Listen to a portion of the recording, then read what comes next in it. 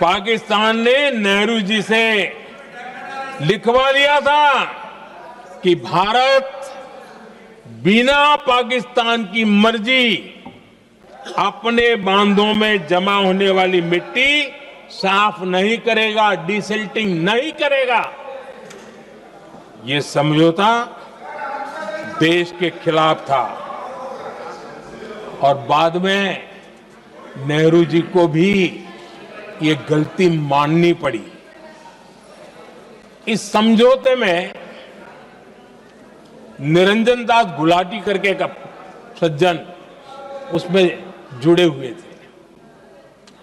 उन्होंने एक किताब लिखी है। उस किताब में उन्होंने लिखा है कि फरवरी 1961 में नेहरू ने उनसे कहा था, गुलाटी, मुझे उम्मीद थी कि यह समझौता अन्य समस्याओं के समाधान का रास्ता खोलेगा, लेकिन हम वहीं हैं जहां पहले थे। ये नेहरू जी ने कहा। नेहरू जी केवल तत्कालिक प्रभाव देख पा रहे थे, इसलिए उन्होंने कहा कि हम वहीं के वहीं हैं। लेकिन सच्चाई ये कि इस एग्रीमेंट के कारण देश बहुत पिछड़ गया, देश बहुत पीछे चल गया और देश का बहुत नुकसान हुआ। हमारे किसानों को नुकसान हुआ, हमारी खेती को नुकसान हुआ। और नेहरू जी उस डिप्लोमेसी को जानते थे जिसमें किसान का कोई वजूद ही नहीं था। यह हाल करके रखा था उन्होंने। आदरणीय अध्यक्ष जी, पाकिस्तान आगे दशकों तक भारत के साथ युद्ध और छद्म युद्ध, प्रॉक्सी वॉर करता ही रहा। लेकिन कांग्रेस की सरकारों ने बाद में भी सिंधु जल समझौते की तरफ देखा तक नहीं, नेहरू जी की गलती को सुधारा तक नहीं। आदरणीय अध्यक्ष जी, लेकिन अब भारत ने पुरानी गलती को सुधारा है, ठोस निर्णय लिया है। भारत ने नेहरू जी द्वारा किए गई बहुत बड़ी ब्लंडर, सिंधु जल समझौते को देश हित में, किसानों के हित में एबेंस में रख दिया है। देश का अहित करने वाला ये समझौता अब इस रूप में आगे नहीं चल सकता।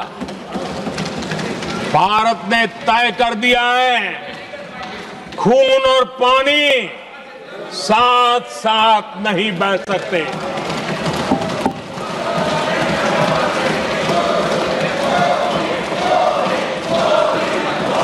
माननीय सदस्य, आप बहुत देर हो गई, आप उपनेता हैं, ये तरीका आप बैठे बैठे टोकते हैं, प्लीज, ये शोभा नहीं देता आपके लिए।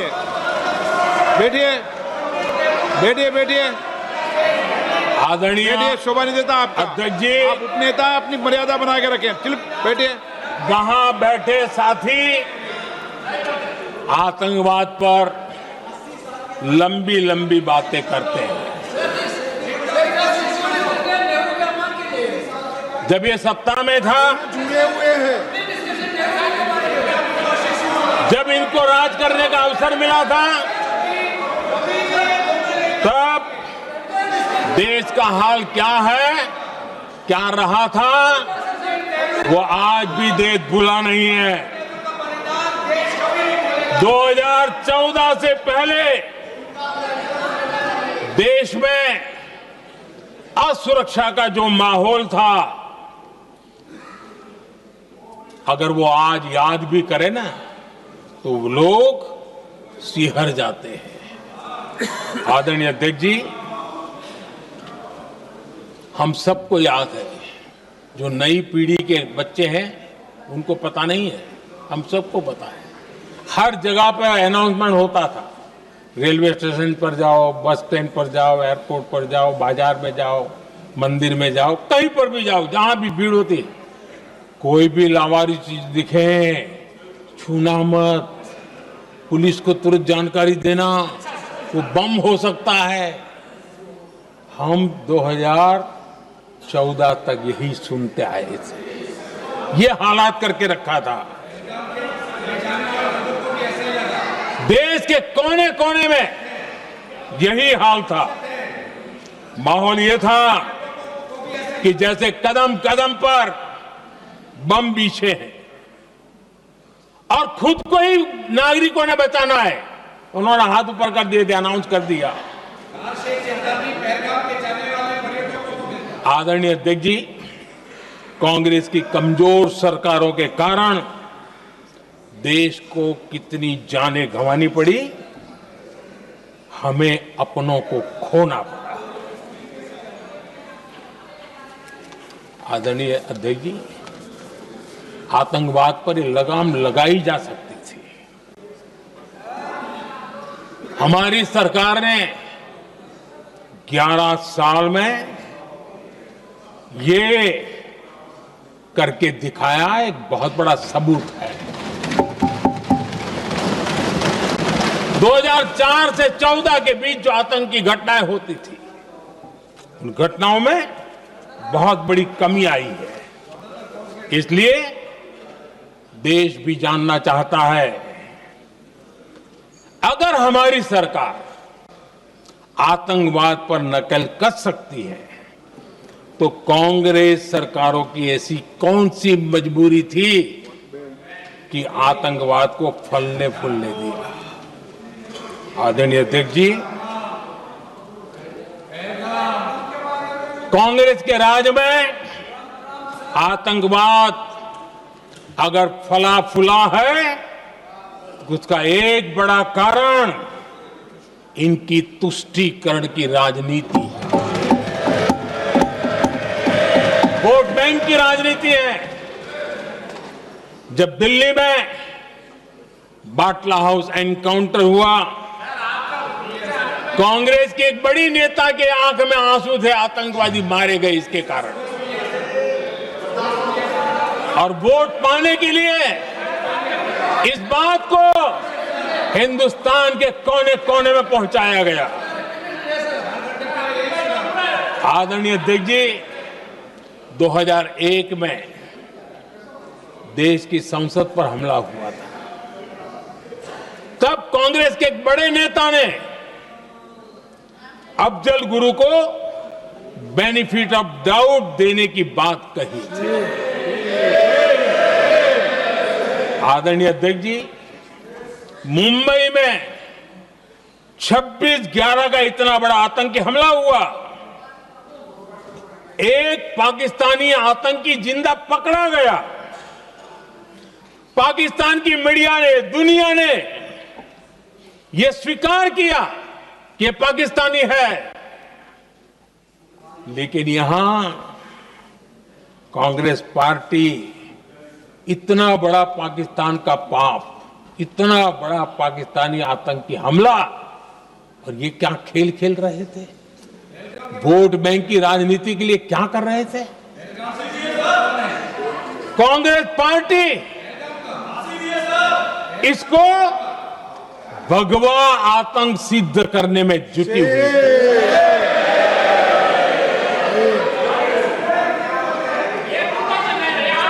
कांग्रेस दुनिया को हिंदू आतंकवाद की छड़ी बेचने में लगी हुई थी। कांग्रेस के एक नेता ने अमेरिका के बड़े राजनयिक को यहां तक कह दिया था कि लश्कर-ए तोयबा से भी बड़ा खतरा भारत के हिंदू ग्रुप है। यह कहा गया था। तुष्टीकरण के लिए कांग्रेस ने जम्मू कश्मीर में भारत का संविधान, बाबा साहब अंबेडकर का संविधान, उसे जम्मू कश्मीर में पैर नहीं रखने दिए, इन्होंने घुसने नहीं दिया। उसे बाहर रखा। तुष्टीकरण और वोट बैंक की राजनीति के लिए कांग्रेस हमेशा देश की सुरक्षा को बलि चढ़ाती रही। आदरणीय अध्यक्ष जी, तुष्टीकरण के लिए ही कांग्रेस ने आतंकवाद से जुड़े कानूनों को कमजोर किया। गृहमंत्री जी ने आज विस्तार से सदन में कहा है, इसलिए मैं इसको रिपीट करना नहीं चाहता। आदरणीय अध्यक्ष जी, मैंने इस सत्र की शुरुआत में आग्रह किया था, मैंने कहा था कि दल हित में हमारे मत मिले न मिले, दल हित में हमारे मत मिले न मिले, देश हित में हमारे मन जरूर मिलने चाहिए। पहलगाम की विभीषिका ने हमें गहरे घाव दिए हैं, उसने देश को झकझोर दिया है।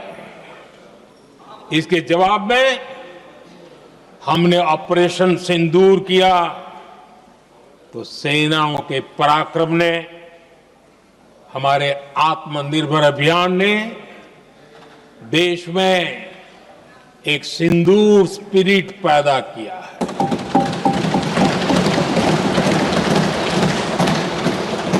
ये सिंदूर स्पिरिट हमने तब भी देखी जब दुनिया भर में हमारे प्रतिनिधि मंडल भारत की बात बताने गए। मैं उन सभी साथियों को बहुत बहुत बधाई देता हूं। आपने बहुत ही प्रभावी ढंग से भारत की बात डंके की चोट पर दुनिया के सामने रखी। लेकिन मुझे दुख इस बात का है, हैरानी भी है, जो खुद को कांग्रेस के बड़े नेता समझते हैं, उनके पेट में दर्द हो रहा है कि भारत का पक्ष दुनिया के सामने क्यों रखा गया। शायद कुछ नेताओं को सदन में बोलने पर भी पाबंदी लगा दी गई। आदरणीय अध्यक्ष जी, इस मानसिकता से बाहर निकलने की जरूरत है। कुछ पंक्तियां मेरे मन में आती हैं, मैं अपने भाव व्यक्त करना चाहता हूं।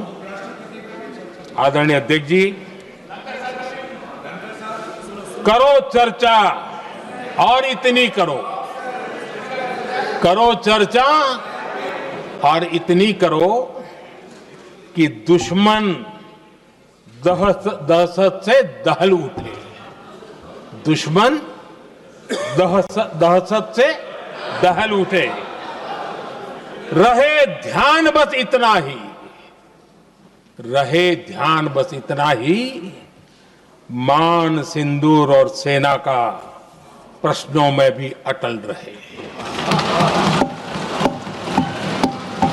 हमला मां भारती पर हुआ अगर, तो प्रचंड प्रहार करना होगा। दुश्मन जहां भी बैठा हो, हमें भारत के लिए ही जीना होगा। मेरा कांग्रेस के साथियों से आग्रह है कि एक परिवार के दबाव में पाकिस्तान को क्लीन चिट देना बंद कर दें। जो देश की विजय की क्षण है, कांग्रेस उसे देश के उपहास का क्षण न बनाए। कांग्रेस अपनी गलती सुधारें। मैं आज सदन में फिर स्पष्ट करना चाहता हूं, अब भारत आतंकी नर्सरी में ही आतंकियों को मिट्टी में मिलाएगा।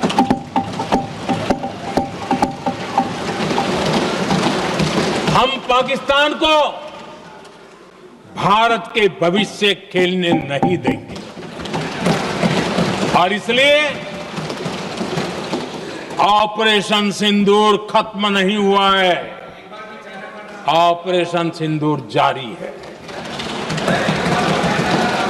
और ये पाकिस्तान के लिए भी नोटिस है। वो जब तक भारत के खिलाफ आतंक का रास्ता रोकेगा नहीं, तब तक भारत एक्शन लेता रहेगा। भारत का भविष्य सुरक्षित और समृद्ध होगा, यही हमारा संकल्प है। इसी भाव के साथ मैं फिर से सभी सदस्यों को सार्थक चर्चा के लिए धन्यवाद देता हूं। और आदरणीय अध्यक्ष जी, मैंने भारत का पक्ष रखा है, भारत के लोगों की भावनाओं को व्यक्त किया है। मैं सदन का फिर से आभार व्यक्त करता हूं। बहुत बहुत धन्यवाद।